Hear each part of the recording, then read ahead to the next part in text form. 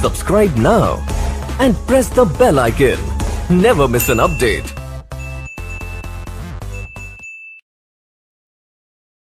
कल के लेक्चर में से कोई क्वेश्चन पूछना चाहते हो तो पूछ लीजिए।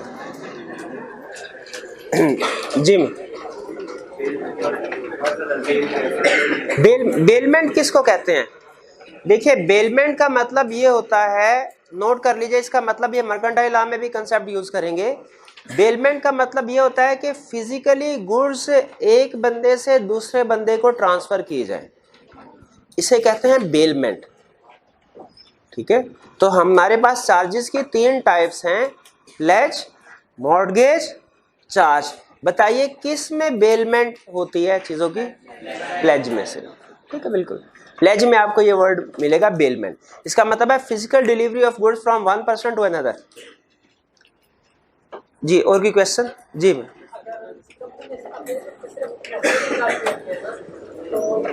दोबारा पूछेगा।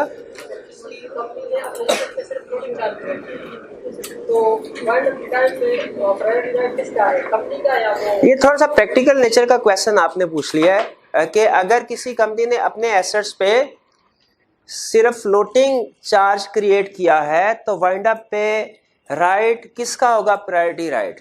देखिए, अगर एक से ज्यादा बैंक्स का फ्लोटिंग चार्ज क्रिएट किया गया है तो स्टिल इसमें टाइम ऑर्डर के हिसाब से डिसाइड नहीं होता। वो चार्ज की नेचर क्या है इस पे डिपेंड कर रहा होता है। वो चार्ज कई किस्म का होता है, वो एक्सक्लूसिव चार्ज भी होता है, पारी पासु चार्ज भी होता है, रैंकिंग चार्ज भी होता है।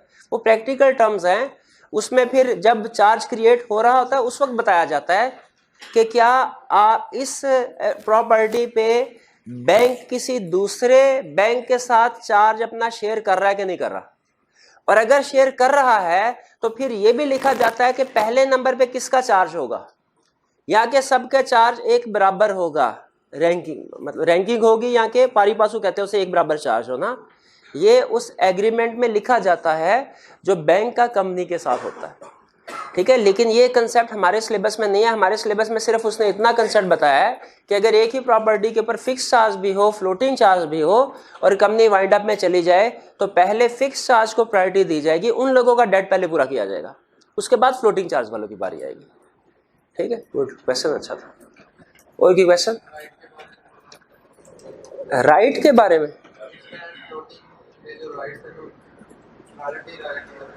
देखिए, प्रायोरिटी राइट का मतलब ये है, जैसे एक एसेट कंपनी के पास एक प्रॉपर्टी है, उस प्रॉपर्टी की वैल्यू है 500 मिलियन, उसके पास बैंक ए ने चार्ज करवाया 400 मिलियन का, फर्ज कीजिए, और बैंक बी ने चार्ज करवाया, बैंक ए ने चार्ज करवाया 200 मिलियन का, बैंक बी ने चार्ज करवाया 100 मिलियन का। ये 2 चार्जेस है सिर्फ, और कंपनी डिफॉल्ट कर जाती है। अब प्रॉपर्टी को सेल किया, किसी वजह से प्रॉपर्टी की वैल्यू कम हो गई थी, प्रॉपर्टी की वैल्यू निकली 250 मिलियन। अब देखिए, अमाउंट है 250 मिलियन, लोन कितना पे करना है? 300 मिलियन। अब यहाँ पे क्वेश्चन, या बेसिक क्वेश्चन ये है, क्या ये 250 मिलियन प्रोपोर्शनेटली डिस्ट्रीब्यूट किया जाएगा दोनों लोगों को, दोनों बैंक्स को, या कि पहले किसी एक बैंक की बारी आएगी, उसको पूरा करने के बाद दूसरे की बारी आएगी? बेसिक क्वेश्चन ये है। तो लॉ ये कहता है, अगर तो एक फिक्स चार्ज है और दूसरा फ्लोटिंग चार्ज है, तो जो फिक्स चार्ज है जिसका पहले उसकी बारी आएगी, उसका पहले पूरे का पूरा डेट आपको पे करना पड़ेगा, उसके बाद फिर फ्लोटिंग चार्ज वाले की बारी आएगी। यानी इस सिचुएशन में जो लॉस होगा वो किसका होगा? फ्लोटिंग चार्ज वाले का। उसको 50 मिलियन मिलेगा, 50 मिलियन उसका बैड डेट होगा, लॉस होगा। इसीलिए कहा जाता है कि फिक्स चार्ज वाले का प्रायोरिटी राइट है और फ्लोटिंग चार्ज वाले का सबऑर्डिनेट राइट। जी हाँ, बिल्कुल। वो अगर कोई और, वो आज हम डिस्कस करेंगे कि अगर कंपनी के पास कोई और एसेट है तो डेफिनेटली फिर उनको बेच के तो जो बैंक बी है उसको पेमेंट की जाएगी। लेकिन इस सिचुएशन में फिर कहते हैं बैंक बी का जो डेट है वो अनसिक्योर्ड हो गया। ठीक है, देखिए सिक्योरिटी तो नहीं ना रही। अगर सिक्योरिटी की वैल्यू कम हो जाए तो उसका ये मतलब नहीं है कि वो लोन पे ही नहीं करना, नहीं, पे करना है, लेकिन वो अनसिक्योर्ड लोन हो जाता है, उसमें रिस्क ज्यादा होता है, पता नहीं पैसे मिलते हैं या नहीं मिलते। जी, और कोई क्वेश्चन? 1 बाय 1 आपका कोई क्वेश्चन? आपका क्वेश्चन?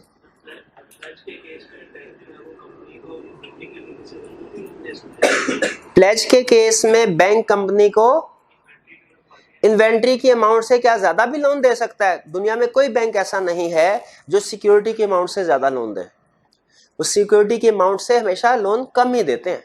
यानी अगर मांगे ना आप लोन बैंक से जाके 10 मिलियन का, तो बैंक कहेगा मुझे 15 मिलियन की सिक्योरिटी ला के दो, या 12 मिलियन या 13 मिलियन, जो भी बैंक की पॉलिसी है। ठीक है, तो इसीलिए बैंक कभी भी सिक्योरिटी की अमाउंट के बराबर भी लोन नहीं देता, बल्कि उससे कम अमाउंट लोन, ताकि वो अपना आप सिक्योर है ना, क्योंकि सिक्योरिटी की वैल्यू चेंज हो सकती है। ठीक है, इसीलिए बैंक अपने आप को सिक्योर रखने के लिए हमेशा मार्जिन रख के फिर लोन देता है। क्लियर होगी ये बात? जी मेरे भाई, आपका क्वेश्चन था। देखिए, लियन होता है डॉक्यूमेंट्स के कंटेक्स्ट में यूज किया जाता है। लियन का मतलब यह है कि आपने अपनी डॉक्यूमेंट्स जो है वो किसी दूसरे बंदे के हवाले कर दें, इसको लियन समझ लीजिए। ठीक है, जब हम चीजें किसी दूसरे बंदे के हवाले करते हैं फिजिकली, उसे क्या कहते हैं भला? बेलमेंट। और जब हम डॉक्यूमेंट्स किसी दूसरे के हवाले करेंगे, लियन। ठीक है, मॉर्टगेज के केस में बेलमेंट का वर्ड यूज होता है कि लियन का? क्यों? क्योंकि लैंड थोड़ी अगले बंदे के हवाले कर सकते हैं। लेकिन प्लेज के केस में बेलमेंट का वर्ड यूज होगा कि लियन का? क्योंकि उसकी डॉक्यूमेंट्स तो नहीं देते ना। ठीक है, दोनों में क्लियर हो गया मेरे भाई? जी, और की क्वेश्चन? जी जी बिल्कुल। तो बैंक क्या करता है, थोड़ा सा अब आप लॉ से हटके प्रोसीजरल क्वेश्चन जो है ना, प्रैक्टिकल क्वेश्चन पूछना शुरू हो गए। बहरहाल जितना को मुझे पता है मैं आपको आंसर बताता जाता हूँ जिस क्वेश्चन का अंदाजा है। उन्होंने कहा सर अगर पहले सिक्योरिटी रखी थी 15 मिलियन की, लोन दिया 10 मिलियन का, बाद में सिक्योरिटी की वैल्यू कम होगी, क्या होगा? ऐसा अक्सर होता है जब हमने किसी कंपनी के शेयर्स बैंक के पास रखवा के लोन लिए हो, क्योंकि शेयर्स की वैल्यू आपने देखना वो डेली बेसिस पे चेंज होती है और सिग्निफिकेंटली भी चेंज होती है। तो अगर किसी भी सिक्योरिटी की वैल्यू जो है वो कम हो जाए, याद रखे बैंक एक दफा लोन देके सो नहीं जाता, वो मंथली बेसिस पे ऑब्जर्व करता रहता है कि हमारी लोन की आउटस्टैंडिंग अमाउंट कितनी है, सिक्योरिटी की अमाउंट कितनी है, कंपेयर करता रहता है। जहां उसे पता चले कि सिक्योरिटी की अमाउंट जो है वो एक जो लिमिट की उन्होंने रखी है उससे कम हो गई है, वो मजीद फर्दर सिक्योरिटी डिमांड कर लेता उससे, और कंपनी उससे फर्दर सिक्योरिटी प्रोवाइड करती है। जी, और कोई क्वेश्चन?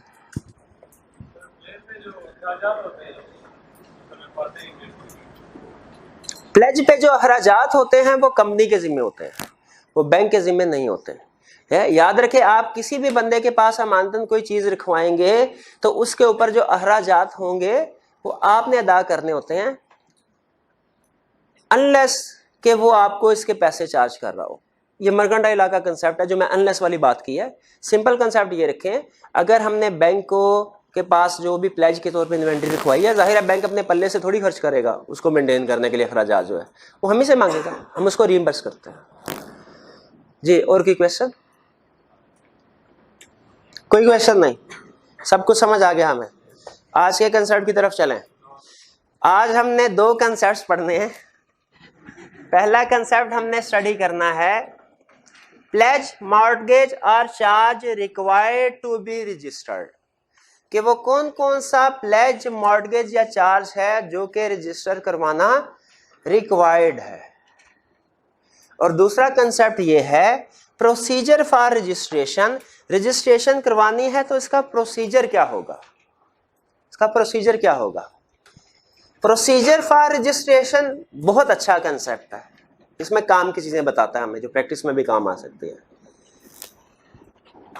प्लेज मॉर्टगेज और charges required to be registered इंतहाई फारग कंसेप्ट है, वो सिर्फ आपको वो एग्जाम में क्वेश्चन टेस्ट बनाने के लिए उसने ये कंसेप्ट डाला हुआ है, वरना इसकी प्रैक्टिकल इम्प्लीकेशन इतनी ज्यादा नहीं है। कंसेप्ट क्या है कि इसमें जो काम की चीज है निस्बतन वो समझ लें। वो कहता है आपने कंपनी है और कंपनी ने किसी बैंक से लोन लिया, ये इन दोनों का इंटरनल मैटर है। लेकिन वो कहते हैं चूंकि कुछ बारोर ऐसे होते हैं एक ही सिक्योरिटी पे बहुत से लोगों से लोन लेते रहते हैं, और बहुत से एक ही सिक्योरिटी के ऊपर बहुत से लोगों से लोन लिया, डॉक्यूमेंट्स फेक बना के, और फिर उसके बाद भाग के किसी दूसरे मुल्क में चले गए। इस प्रैक्टिस से बचने के लिए एससीसीपी ने सोचा कि इंडिविजुअल के केस में तो हम इस चीज को नहीं रोक सकते, इंडिविजुअल तो ठीक है फ्रॉड, लेकिन एक कॉर्पोरेट लेवल पे चूंकि मॉनिटरिंग कॉर्पोरेट वर्ल्ड की एससीसीपी का काम है, एससीसीपी ने कहा कि हम कोई ऐसा सिस्टम इजाद करते हैं जिससे कम से कम कोई कंपनी लोगों को धोखा ना दे सके, बैंक्स को, कि एक ही सिक्योरिटी के अगेंस्ट में बहुत बगैर किसी पार्टीज की इजाजत के बगैर बहुत से लोगों को सिक्योरिटी के तौर पे वो चीजें रखवा के उससे लोन ले ले। ऐसे नहीं होना चाहिए। देखिए, अगर बैंक की इजाजत ले ली जाए ना, तो फिर चाहे आप उसी सिक्योरिटी के अगेंस्ट में 2 या 3 लोगों से लोन ले सकते हैं, लेकिन अगर 10 मिलियन की प्रॉपर्टी है, बैंक ए से आपने 8 मिलियन लोन लिया, बैंक बी से 7 मिलियन लिया, बैंक सी से 6 मिलियन लिया, इसी तरह 4-5 बैंक से लोन लेके निकल गए और किसी दूसरे बैंक को नहीं पता कि इसी प्रॉपर्टी के अगेंस्ट में दूसरे को भी लोन दिया गया है, तो कहता है ये प्रॉब्लमेटिक सिचुएशन है, ये नहीं होना चाहिए। ठीक है, इस फ्रॉड को रोकने के लिए एससीसीपी ने कहा कि जो भी कंपनी के केस में, इंडिविजुअल्स के केस में नहीं कहा, जो भी कंपनी किसी बोरोवर से लोन लेती है, पैसे लेती है, एग्रीमेंट जो भी लिखत पढ़त होगी उसके हिसाब से लोन लिया, तो वो लोन एग्रीमेंट रजिस्टर करवाना लाजमी है रजिस्ट्रार के पास।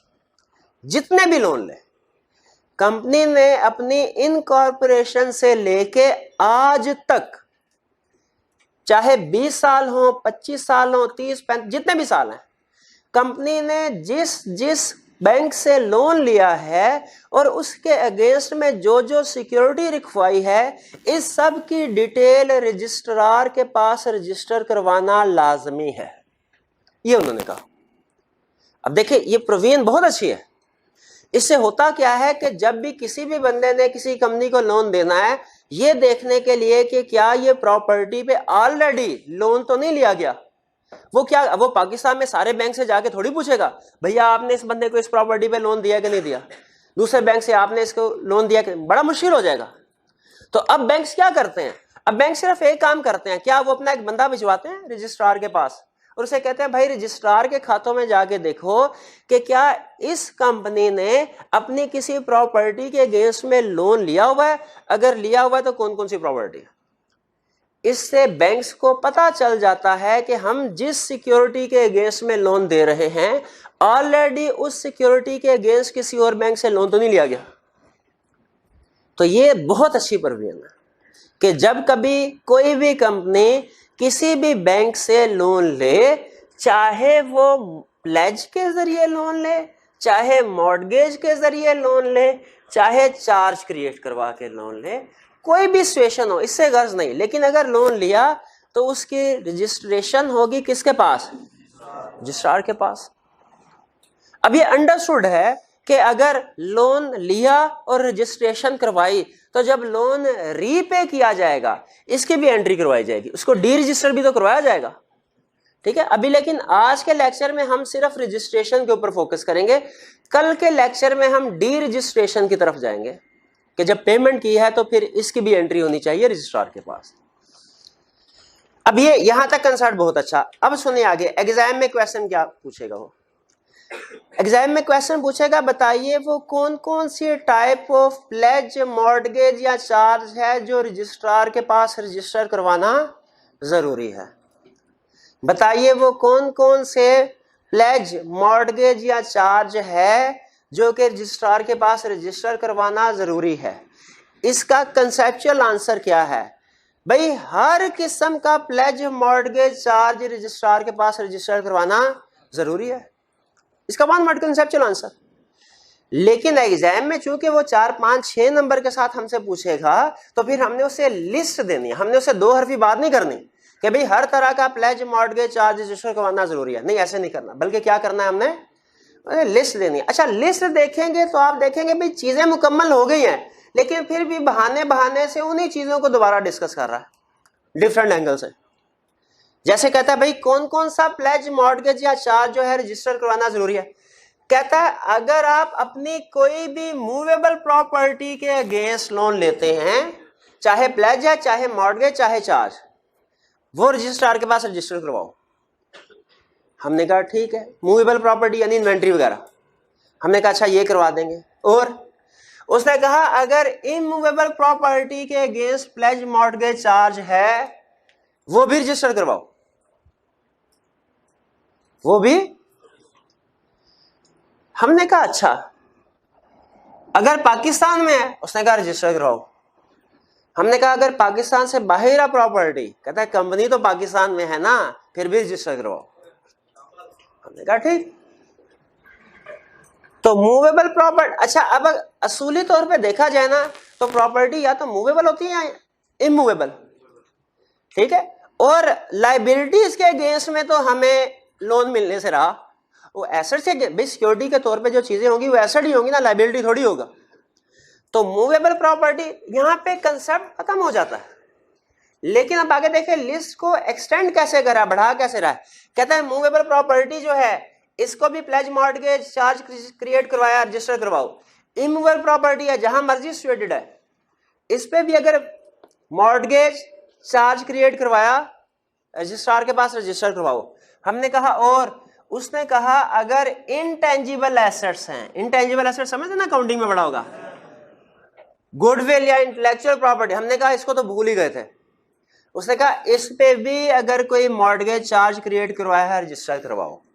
अब हमने यहाँ पे ये नहीं सोचना कि गुडविल के अगेंस्ट में कैसे लोन ली, गुडविल को सिक्योरिटी के तौर पे कैसे रखवाया जाए, नहीं, लॉ ने कह दिया, मैंने आपको पहले बताया इसकी प्रैक्टिकल सिग्निफिकेंस हो रहा है, एग्जाम पॉइंट ऑफ व्यू से सिग्निफिकेंस हो रहा है, एग्जाम पॉइंट ऑफ व्यू से हाईली सिग्निफिकेंट।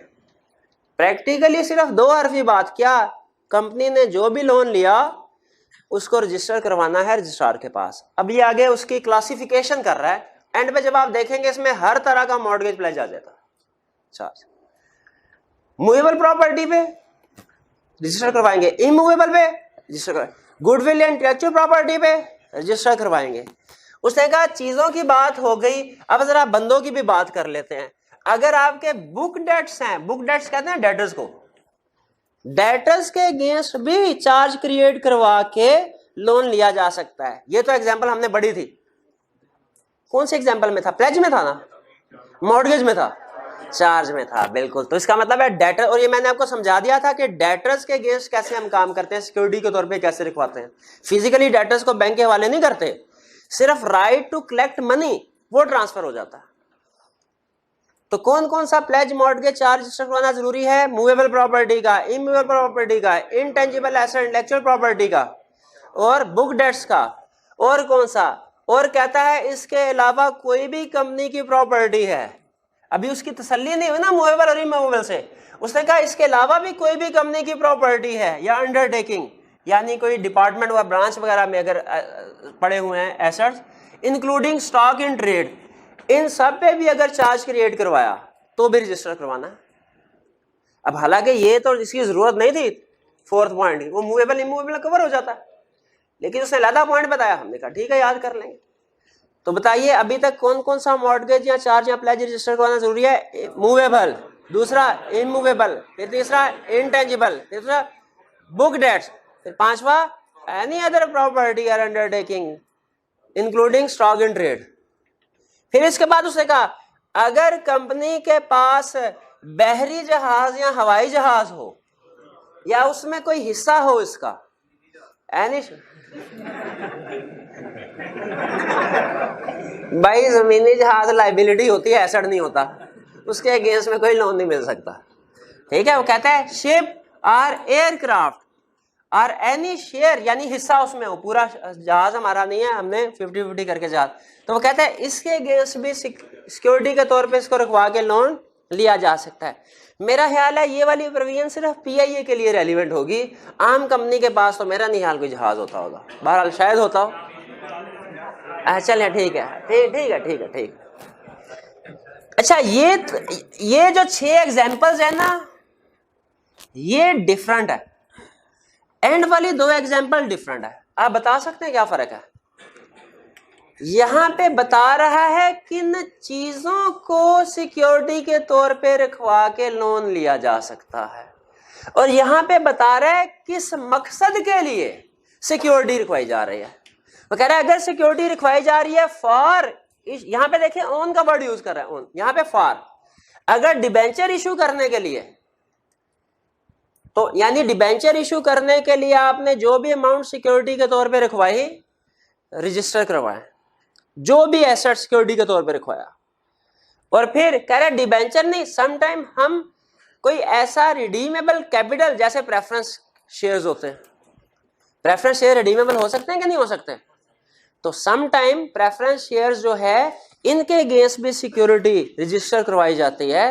कहता है अगर रिडीमेबल कैपिटल है, रिडीमेबल का मतलब पता ना आपको क्या है, तो हमने डिस्कस किया हुआ है, रिटर्नेबल। कह रहा है डिबेंचर या डिबेंचर नहीं है शेयर किस्म की चीज, लेकिन रिडीमेबल है, रिटर्नेबल है। तो ये गारंटी देने के लिए कि हम वाकई आपको 3 साल 5 साल बाद आपको इसके पैसे वापस कर देंगे, सिक्योरिटी के तौर पे कुछ चीजें जो हैं वो रजिस्ट्रेशन करवाई जाती है उन पे। तो कहता है उन पे भी अगर चार्ज प्लेज मॉर्गेज क्रिएट करवाया है तो रजिस्टर करवाना है किसके पास? रजिस्ट्रार के पास। फिर सुन लें भाई, पहले तो कंसेप्चुअली क्लियर हो ना भाई, कौन सी किस्म का प्लेज मॉर्गेज या चार्ज जो है वो कंपनी ने अगर लोन लिया तो रजिस्ट्रार के पास रजिस्टर करवाना है हर किस्म का। एग्जाम में 6 नंबर का क्वेश्चन आ गया, बताओ 6 एग्जाम्पल दो। क्या एग्जाम्पल बनाएंगे? पहले मूवेबल प्रॉपर्टी, दूसरे इमूवेबल प्रॉपर्टी, तीसरे इनटेंजिबल जैसे goodwill and intellectual property, fourth book debts, fifth any other property undertaking वगैरह including stock in trade, sixth ship और aircraft, seven for issuance of debenture, 8 for issuance of securities of redeemable capital nature. भाई समझ आ गई आपको? ठीक है, ये कर आके एंड में बंदा ऐसे नतीजे पे पहुंचता है भाई हर तरह का रजिस्टर करवाना है। ठीक है, हो गया, ओके कर दें इसको। रीडिंग टाइम चाहिए कि आगे चलें? चलिए आगे चलते हैं। नेक्स्ट दोबारा सुन लें। वो कहता है जी कौन सी किस्म का प्लेज या चार्ज जो है वो आपने रजिस्ट्रार के पास रजिस्टर करवाना है। ठीक है, कौन सी किस्म का? हमने कहा भाई 8 किस्म के प्लेज मॉर्गेज या चार्जेस होते हैं। पहला मूवेबल प्रॉपर्टी, दूसरा इमूवेबल प्रॉपर्टी, तीसरा इनटेंजिबल यानी गुडविल एंड इंटेलेक्चुअल प्रॉपर्टी, चौथा बुक डेट्स, पांचवा any other undertaking property undertaking including stock in trade, छठा शिप और एयरक्राफ्ट, सातवां फॉर इशुएंस ऑफ डिबेंचर्स, आठवां for issuance of securities in nature of redeemable capital. जी मेरे भाई और कोई फरमाइश? चलिए आगे चलते हैं। वो कहता है अच्छा चलो ये तो पता चल गया इधर हमें कि हमने कौन कौन सा प्लेज मॉर्गेज चार्ज रजिस्टर करवाना है, ये पता चल गया कि कौन भाई रजिस्टर करवाना कैसे है, ये भी तो बताओ। भाई ये बता दिया कि क्या काम करना है, तो ये भी तो बताओ कि कैसे करना है। हमने कहा बिल्कुल, उसके लिए नेक्स्ट लर्निंग ऑब्जेक्टिव क्या कि procedure for registration of charge. अब ये procedure for registration of company नहीं है, procedure for registration of charge या procedure for registration of mortgage या procedure for registration of pledge. अब बार बार प्लेज मॉर्गेज चार्ज कहना पड़ता है, टाइम थोड़ा ज्यादा लगता है। मैं सिर्फ चार्ज कह दूं आप समझ जाएंगे कि इससे मुराद प्लेज मॉर्गेज भी है। चलिए नहीं मुझे पता है ये भाई, मैंने आवाज पहचानता हूं इनके। तो ये मैं सिर्फ चार्ज बोला करूंगा, आप एज्यूम कर लीजिएगा कि charge includes plays and mortgage. वो कहता है आप चार्ज क्रिएट किया किसी प्रॉपर्टी पे, तो बताइए कि रजिस्ट्रेशन कैसे करने हैं। हमने कहा प्रोसेस, पहले तो ये देख रहे हैं रजिस्टर कौन करवाएगा। कहता है ड्यूटी ऑफ बारोअर कौन है भला? कंपनी के बैंक, कंपनी, और बैंक कौन है? लैंड। वो कहता है कंपनी के तो भैया ड्यूटी है, कंपनी की क्या है?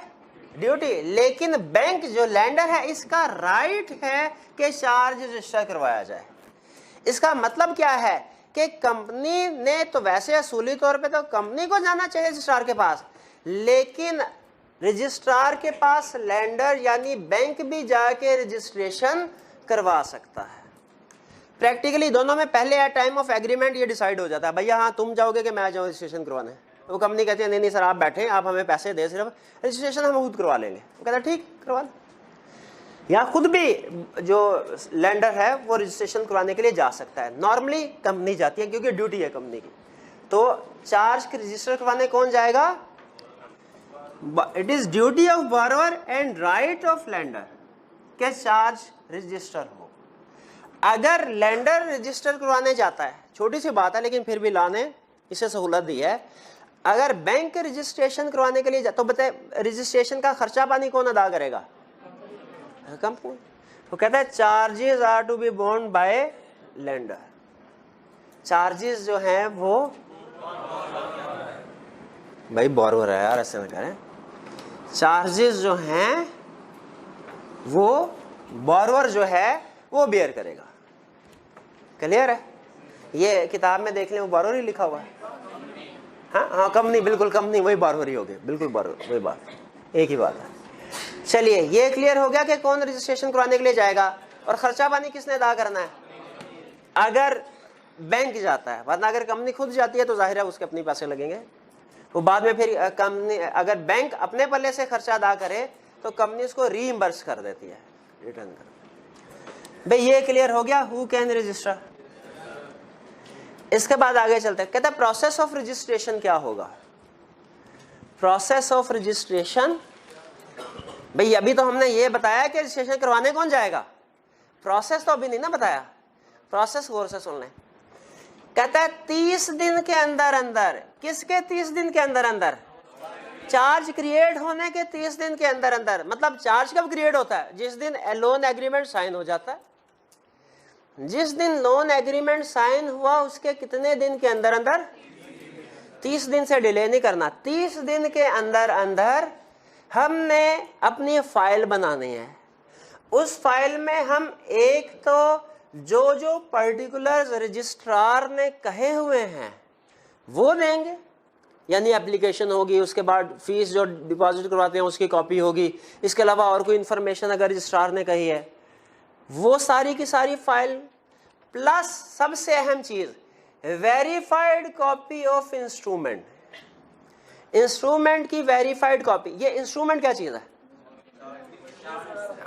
लोन एग्रीमेंट को कह रहे हैं इंस्ट्रूमेंट। इंस्ट्रूमेंट की जगह पे अगर आसानी के लिए लोन एग्रीमेंट, डेट एग्रीमेंट लिखना चाहे वो भी लिख सकते हैं, लेकिन इंस्ट्रूमेंट लीगल वर्ड है। बहरहाल लोन एग्रीमेंट भी चलेगा। तो हमने भाई ओरिजिनल तो नहीं दे देना ना उनको जाके, उसने तो अपने रिकॉर्ड में दफन कर देना कहीं इसको। तो हमने वेरीफाइड कॉपी जो है वो जमा करवानी है। तो बताइए फिर प्रोसेस क्या है? 30 दिन के अंदर किसके पास जाना है? क्या क्या चीजें लेके जानी है? Prescribed particulars plus verified copy of instrument, यानी लोन एग्रीमेंट रजिस्ट्रार के हवाले कर देंगे। रजिस्ट्रार उसको देख के अपने पास एंट्री कर लेगा और फिर एक सर्टिफिकेट दे। आपको पता है रजिस्ट्रार की आदत है, उसके पास जब कभी कोई भी चीज़ रजिस्टर करवाने जाएं उसके बाद वो एक सर्टिफिकेट दिया करता है कि भाई मेरे पास ये एंट्री आपकी हो गई है, एविडेंस है इस बात का। तो सर्टिफिकेट लेके घर आ जाएंगे। तो पता चला प्रोसेस ऑफ रजिस्ट्रेशन क्या है। सबसे पहले क्या काम करना है? 30 दिन के अंदर किधर जाना है? क्या चीजें लेके जाना है? Prescribe particular plus verified copy of instrument. Registrar क्या करेगा? रजिस्टर करके सर्टिफिकेट इशू कर देगा। कहता है बाकी सारी चीजें तो ठीक, लेकिन सोचें यहाँ पे आपने पढ़ा था प्रॉपर्टी वेयर एवर सिचुएटेड। अगर कोई प्रॉपर्टी हो पाकिस्तान से बाहर, है जर्मनी में प्रॉपर्टी है, क्या ऐसा पॉसिबल है? PIA पाकिस्तान से बाहर किसी और न्यूयॉर्क में कोई होटल खरीद ले, भी पॉसिबल है कि नहीं? अगर होटल खरीद लिया तो उसके अगेंस्ट में पाकिस्तान के किसी बैंक से उस प्रॉपर्टी को मॉर्टगेज करवा के लोन ले सकते हैं कि नहीं? लोन ले सकते हैं। मैं इधर से लोन लिया और उधर अमेरिका में जाके उसको सेल कर दिया, भी पॉसिबल है कि नहीं? आप बताइए फिर क्या हल होना चाहिए इसका? उधर भी रजिस्ट्रेशन करवा दे भैया, उधर भी रजिस्ट्रेशन करवा दे। तो अब याद रखिए कि अगर प्रॉपर्टी आउटसाइड पाकिस्तान है तो हमने एक फर्दर मजीद एडिशनल काम भी करना है। क्या काम करना है? और भैया इधर तो रजिस्ट्रेशन करवानी ही करवानी है, पहले जाके उधर रजिस्ट्रेशन करवाओ। उधर भी तो रजिस्ट्रेशन करवानी है भाई, ये ना हो ना इधर लोन लेके उधर भेज दे। तो बाहर के मुल्क में, फॉरेन कंट्री में भी रजिस्ट्रेशन करवाने। अच्छा जरा सोच के बताइएगा, अगर फॉरेन कंपनी में फॉरेन कंट्री में रजिस्ट्रेशन करवाई, 25 तारीख को रजिस्ट्रेशन हो गई, अब जो 30 दिन काउंट करने हैं कि अपने पाकिस्तान के रजिस्ट्रार के पास एंट्री भी करवानी है, वो जिस दिन बाहर के मुल्क में रजिस्ट्रेशन हुई तब से काउंट करने हैं, या रजिस्ट्रेशन होने के बाद 4-5 दिन पाकिस्तान डॉक्यूमेंट आते आते लगेंगे, तो पाकिस्तान में डॉक्यूमेंट आने के बाद 30 दिन काउंट करना, पाकिस्तान आने के बाद 4-5 दिन का फर्क पड़ेगा। लेकिन फिर भी उन्होंने कहा कि हम आपको ये राय दे देते हैं कि नॉर्मली जितने दिनों में डॉक्यूमेंट्स पाकिस्तान में आती है नॉर्मली, उतने दिनों में उनके बाद 30 दिन शुरू होंगे। लेकिन उन्होंने कहा ये नहीं होगा, यहाँ पे नोट कीजिए, उन्होंने कहा 30 period starts when document should reach Pakistan, will reach Pakistan नहीं कहा, क्या कहा, शुड रीच। नॉर्मली उन्होंने कहा ये नहीं कि आप उधर न्यूयॉर्क में रजिस्ट्रेशन करवाएं और बंदे को पैदल पाकिस्तान की तरफ मुंह करके भेज दें, उसे कहा जाओ भाई, वो 2 साल बाद पाकिस्तान पहुंच रहा हो और आप कहें सर ये देखे 30 दिन अब से काउंट करें ना। उन्होंने कहा भाई ऐसा नहीं चलेगा, 30 दिन कब से काउंट होंगे, जब नॉर्मली डॉक्यूमेंट्स उस कंट्री से पाकिस्तान में सेंड की जाती हैं और पाकिस्तान में पहुंचती हैं, उसके बाद से 30 दिन शुरू होंगे। और नॉर्मली आपको पता है इंटरनेशनल डॉक्यूमेंट्स 2-3-4 दिन में पहुंच जाती हैं। जी कंसेप्ट समझ आ गया? तो मुझे बताइए, अगर एग्जाम में ICAP ये पूछता है प्रोसेस ऑफ रजिस्ट्रेशन, तो सिर्फ ये ऊपर वाले 4 पॉइंट बताएंगे या आउटसाइड पाकिस्तान वाला पॉइंट भी बताएंगे? मेरा ख्याल है मैं मार्क्स देखूंगा, अगर मार्क्स ज्यादा हुए तो कोशिश करूंगा ये पॉइंट भी बता दूं, लेकिन अगर उसने 2-3 नंबर के साथ पूछा हुआ तो मैं शायद फिर ये ऊपर वाले पॉइंट ही कवर करूंगा, नीचे वाले पॉइंट नहीं बताऊंगा। नॉर्मली ज्यादातर जो क्वेश्चंस हैं उनमें यही 4 पॉइंट्स पूछ रहा होता है। जब उसने आउटसाइड पाकिस्तान पूछना होता है तो स्पेसिफिकली क्वेश्चन में इंक्लूड करता है कोई ना कोई इंफॉर्मेशन, ठीक है, इंक्लूड करता है। बहरहाल हम मार्क्स को देख के डिसीजन करेंगे, ठीक है। अगर हमें क्वेश्चन में कोई स्पेसिफिक इंफॉर्मेशन नजर नहीं भी आती, मार्क्स को देख के डिसाइड करेंगे कि हमें आउटसाइड पाकिस्तान वाली बात लिखनी चाहिए कि नहीं। भाई समझ आ गई ये बात? चलिए इसके बाद आगे चलते हैं। प्रोसेस ऑफ रजिस्ट्रेशन वाली भी होगी, हु कैन रजिस्टर भी होगी। Next, consequences of non registration. अगर रजिस्ट्रेशन नहीं करवाते, हमने लोन एग्रीमेंट कर लिया बैंक के साथ, हम कहते हैं रजिस्ट्रार के पास रजिस्टर करवाने की क्या जरूरत है, इसको रजिस्टर नहीं करवाते, फिर क्या होगा? वो कहता है चार्ज इज वाइड, जो आपका उसके ऊपर सिक्योरिटी के तौर पे आपने कुछ चीजें रखवाई थी अपने पास, कोलैटरल जो भी, वो क्या हो जाएगा? Cancelled, wide.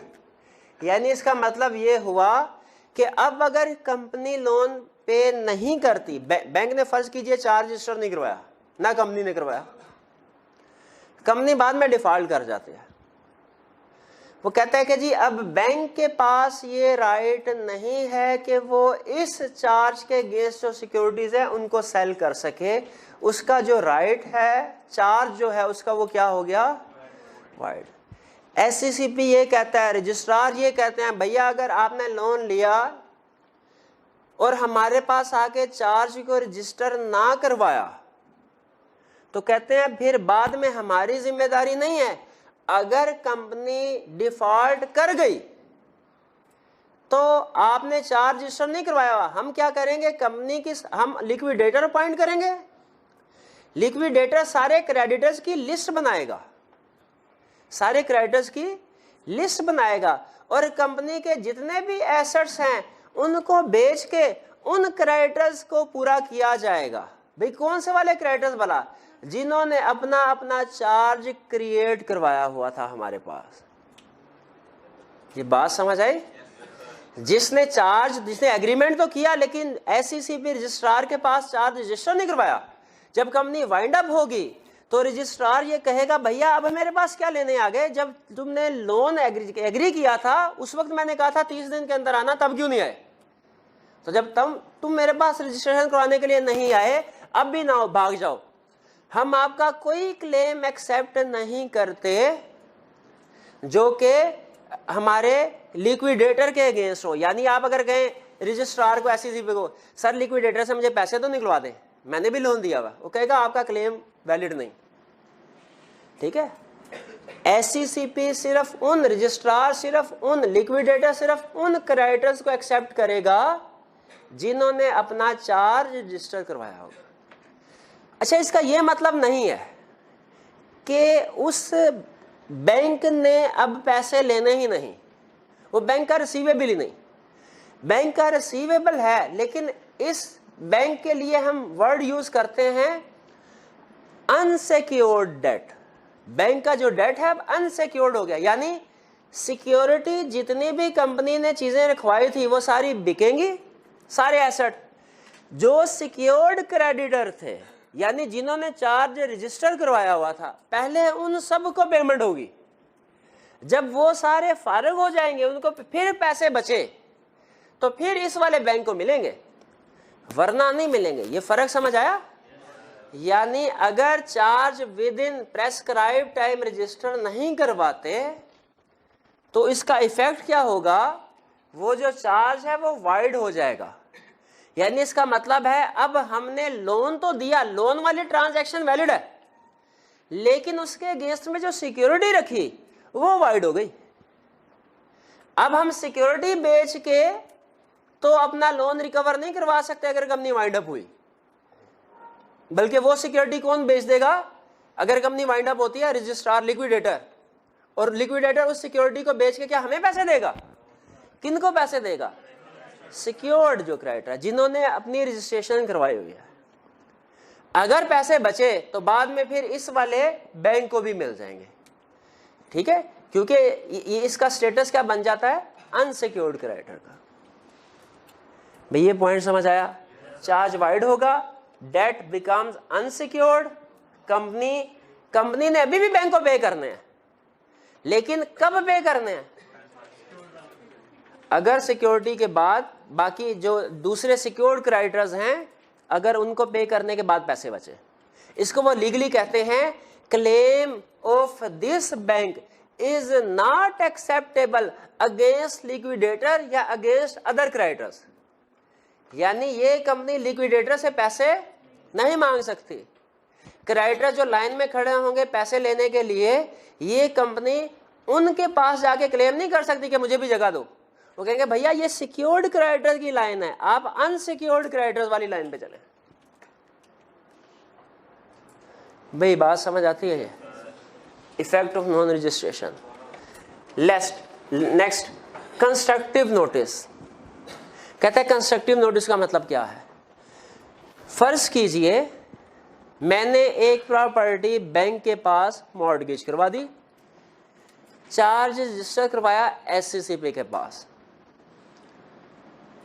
ठीक है, वो प्रॉपर्टी थी। अच्छा, मुझे बल्कि इस कंसेप्ट से पहले एक दूसरा कंसेप्ट बताया, क्या बैंक लीज पे गाड़ियां देता है? अच्छा, फर्ज कीजिए गाड़ी जो है वो निकलवाई, उसकी वैल्यू है 20 लाख, उस पे मैंने 5 लाख की किस्तें दे दी, 15 लाख की किस्तें बाकी है। ये मैंने भाई को कहा देखो भाई लशपश करती गाड़ी है, इसको तुम खरीद लो। कहते हैं हाँ कितने की दोगे? मैंने कहा यार 20 लाख की वैल्यू 18 लाख की ले लो। अब ये 18 लाख जो है इन्होंने मुझे दिए और गाड़ी ले ली, मैं इनको गाड़ी ट्रांसफर करके तो खुद निकल गया। अब देखिए बैंक जब आएगा वो तो गाड़ी जो है इन्होंने किसी वजह से इनकी अपनी समझ लीजिए नाअहलियां, इन्होंने डॉक्यूमेंट्स को सही तरीके से चेक नहीं किया। अब जब बैंक आएगा बताइए वो किससे पैसे लेगा? ये सेकंड पर्सन। ये कहेंगे भाई मेरे को तो पता ही नहीं था, मैं तो देखो ये 18 लाख की पेमेंट की है, ये गाड़ी मेरी है। बताइए राइट इनका है या बैंक का? बैंक का है। ठीक है, क्योंकि बैंक ने जो है पहले जो है वो बेसिकली नाम ही बैंक है, बैंक के नाम पे रजिस्टर्ड है। तो बैंक ने कहेगा अल्लाह के बंदे तुमने गाड़ी खरीदनी थी, डॉक्यूमेंट्स को सही तरह देख तो लेते कि इनके ऊपर कोई इसके अगेंस्ट में कोई लोन तो नहीं लिया गया, क्या ये लीज नहीं? बंदा है तो बाहर वाला तो ढूंढे अब इसको, फिर अब उसको तो इसकी इनकी जिम्मेदारी। एग्जैक्टली उसी तरह अगर एक कंपनी ने किसी बैंक से लोन लिया और किसी लैंड के को मॉर्गेज करवा दिया, अब फिर उसके बाद उस कंपनी ने बैंक को बताए बगैर फर्ज कीजिए किसी दूसरी पार्टी को लैंड बेच दे, दूसरी पार्टी ने भी एतबार करते हुए इसको खरीद लिया। अब बाद में मेन पार्टी तो निकल के दरमियान में से बैंक और बायर जो है उसके दरमियान में झगड़ा शुरू होगा। बायर क्या कहेगा, मेरी लैंड, और बैंक क्या कहेगा, ये तो मेरी मॉर्गेज क्रिएट किया हुआ है। बताइए लॉ क्या कहता है, किसका राइट माना जाएगा? कहता है बैंक। कहता है जो भी बायर किसी कंपनी से प्रॉपर्टी खरीदेगा, अगर वो प्रॉपर्टी अंडर मॉर्गेज है तो एज्यूम किया जाएगा कि बायर को पता था। ये बायर की रिस्पॉन्सिबिलिटी होती है किसी भी कंपनी से प्रॉपर्टी खरीदने से पहले रजिस्ट्रार के खातों में से चेक करा ले कि इसके ऊपर कोई चार्ज मॉर्गेज तो नहीं है। अगर कोई बायर कोई प्रॉपर्टी खरीदता है तो एज्यूम किया जाएगा कि उसे उसके ऊपर जो भी मॉर्गेज या चार्ज है उसका पता था, और वो इस प्रॉपर्टी को जब खरीद रहा है तो इसकी जो रिलेटेड लायबिलिटी है इसको भी एक्वायर कर रहा है। जैसे अगर नॉर्मली जो लीज पे गाड़ियां होती है, क्या वो सेल नहीं हो सकती? बिल्कुल हो सकती है, ट्रांसफर हो सकते हैं, लेकिन जो बंदा खरीदता है वो असल में गाड़ी को भी खरीद रहा है और जो रिमेनिंग लायबिलिटी पे करनी है, लीज की किस्तें पे करनी है, वो भी एक्वायर कर रहा है। ठीक है। उसी तरह अगर कोई प्रॉपर्टी अंडर मॉर्गेज है तो बायर उसको बाय करता है, तो लॉ क्या एज्यूम करेगा कि इसको पता था कि ये प्रॉपर्टी में मॉर्गेज क्रिएट हुआ है और रिमेनिंग जो आउटस्टैंडिंग अमाउंट है लोन की वो इसने पे करनी है। अगर ये पे नहीं करता, बैंक इसको एक्वायर कर सकता है, प्रॉपर्टी को सेल कर सकता है। ठीक है। अब वो अलहदा बात है कि अगर इस सिचुएशन में जो बोरोअर था वो बैंक को कहे भैया मैंने उसको बेच दिया लेकिन लोन मैं ही वापस करूंगा, वो एक अलग बात है। लेकिन लीगली अगर कोई मॉर्गेज प्रॉपर्टी सेल होती है, ट्रांसफर होती है, तो एज्यूम क्या किया जाता है, बायर को पता है कि ये प्रॉपर्टी अंडर मॉर्गेज है, अगर कंपनी डिफॉल्ट करे बैंक स्टिल उस प्रॉपर्टी को सेल कर सकता है। तो इससे हमें सबक क्या मिला कि जब भी किसी कंपनी से कोई प्रॉपर्टी खरीदे, रजिस्ट्रार के पास जाके चेक कर लें भैया कि मॉर्गेज या चार्ज तो नहीं क्रिएट हुआ। भाई बात क्लियर हुई है? फिर जरा बताइए, क्विक सी रिवीजन करते हैं हम। नहीं बैठा जाए। रजिस्ट्रेशन कौन करवा सकता, चार्ज किन किन चीजों पे चार्ज क्रिएट करना है, ये क्लियर हो गया भाई? एक दफा और ना हो जाए, चलिए ठीक है। इसके बाद चार्ज प्रोसेस ऑफ रजिस्ट्रेशन में चार्ज रजिस्टर कराने के लिए कौन जा सकता है? It is duty of borrower and right of lender कि क्रिएट किया जाए। खर्चा पानी कौन बेयर करेगा? बारोअर। इसका प्रोसेस ऑफ रजिस्ट्रेशन क्या है? 30 दिन के अंदर किसके पास जाना है? रजिस्ट्रार के पास। क्या चीजें लेके? Prescribe particular with verified copy of instrument. Registrar क्या करेगा? सर्टिफिकेट। अगर प्रॉपर्टी पाकिस्तान से बाहर है तो फॉरेन कंट्री में भी रजिस्ट्रेशन करानी पड़ेगी। 30 दिन का पीरियड कब से शुरू होगा? When document should reach Pakistan. अगर रजिस्ट्रेशन नहीं करवाते इफेक्ट क्या होगा? चार्ज वाइड होगा। यानी क्या मतलब? अब पैसे देने ही नहीं देने हैं, लेकिन उनका स्टेटस क्या होगा? अनसिक्योर्ड। ठीक है। यानी अब हम उस प्रॉपर्टी को सेल नहीं कर सकते। ठीक है। उसको लिक्विडेटर सेल कर सकता है क्योंकि हमने रजिस्ट्रेशन ही नहीं करवाई। कंस्ट्रक्टिव नोटिस का मतलब क्या है कि जो भी बायर है उसे पता है, नॉलेज है, अगर कोई भी प्रॉपर्टी कंपनी से एक्वायर करता है वो अंडर मॉर्गेज या अंडर चार्ज होते हैं। तो अगर कंपनी से प्रॉपर्टी खरीदे हम और पता करवाना हो कि वो मॉर्गेज या चार्ज तो नहीं है, तो क्या करना चाहिए? रजिस्ट्रार के पास जाके उसके रिकॉर्ड में चेक कर लेना चाहिए। ये प्रैक्टिस में कुछ प्रोफेशनल्स होते हैं, हमें खुद नहीं जाना पड़ता, उनका काम ही यही होता है, वो आते जाते रहते हैं रजिस्ट्रार के ऑफिस में। हम उन्हें 8-10 हज़ार रुपया देते हैं, वो सारा बायोडाटा कंपनी का निकाल देते हैं रजिस्ट्रेशन के वाले से। और भाई ठहर जाइए, क्या किधर जा रहा है, जल जाने दे इसको, जाने दे। ये आपको आज होम असाइनमेंट डिस्ट्रीब्यूट की गई है चैप्टर 21 और 22 की। सिर्फ चैप्टर 21 की है, कह रहा 22 की भी है। कुछ को मिले, कितने स्टूडेंट के पास चैप्टर 21 की असाइनमेंट नहीं है? 21 की नहीं है। और कितनों के पास 22 की नहीं है? भैया हमने कॉपीज करवाई हुई हैं। चलिए आप ऐसा कीजिएगा, क्लास खत्म होने के बाद रूम से आके कलेक्ट कर लीजिएगा, ठीक है। अब भाई अभी बल्कि अभी थोड़ी देर बैठ जाए, आपको अभी क्लास में डिस्ट्रीब्यूट कर देते हैं, ठीक है, अभी क्लास में। अच्छा सुन लीजिए, इसकी डिस्कशन डेट मुझे बताइए, कब डिस्कशन करनी है हमने? चैप्टर 21 के लिए डेट बताइए। कल के लिए रख लें, कल परसों, चलिए परसों के लिए रख लेते हैं। परसों जो है वो हम चैप्टर 21 की डिस्कशन करेंगे और मंडे को डिस्कशन करेंगे हम चैप्टर 20, बल्कि सैटरडे को डिस्कशन करेंगे जी। हाँ फ्राइडे को कर लेते हैं, सैटरडे को टेस्ट है आपका। चले थर्सडे को हमारी डिस्कशन होगी चैप्टर 21 की और फ्राइडे को डिस्कशन होगी चैप्टर 22 के पास पेपर के क्वेश्चन की, ठीक है। चलिए यहाँ पे लेक्चर, आज के लेक्चर का अख्ताम